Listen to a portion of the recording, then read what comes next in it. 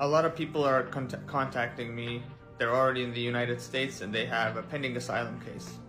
And the asylum case has been pending for so many years already. They're tired of waiting.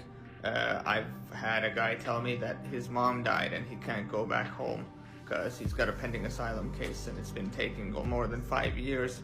And if he leaves the country, he's not going to get back in. So a lot of people in this situation, they're starting to look at alternatives, and they're looking at the EB1 or the EB2 national interest waiver, and they're thinking, hey, is this a faster way for me to get a green card? And then I could actually be free to go see my family and get on with my life. EB cases are an option for asylum seekers, but you do need to know that they are more difficult. It's a two-step process to get a green card.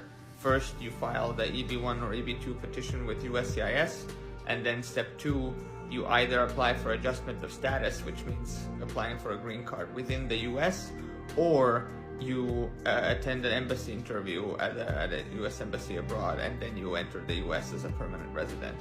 Now, the adjustment of status step is not gonna work for asylum seekers because to be eligible to adjust your status within the US, you have to be in lawful status at the time you're filing the adjustment of status case, and asylum is this weird hybrid sort of in-between gray area that you're not illegally here, but you're also not in status, you're just not accruing unlawful presence.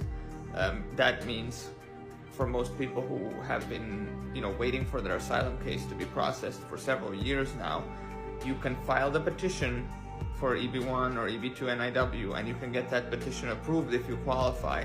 But the tricky part is gonna be that second step. What do you do after?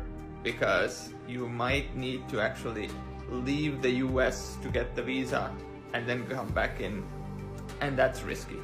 And if you don't want to do that, then there's no point in filing the first step because you're not qualified, you're not eligible for getting the green card inside the United States. That worked a few years ago.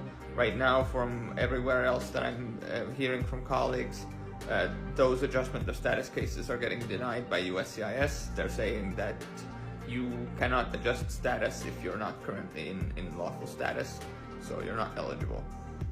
And that means having to go outside of the US to a visa interview at the embassy, and then if something goes wrong there for whatever reason, then you're not going to be able to come back in here and jump back into your asylum pending. So there are risks involved.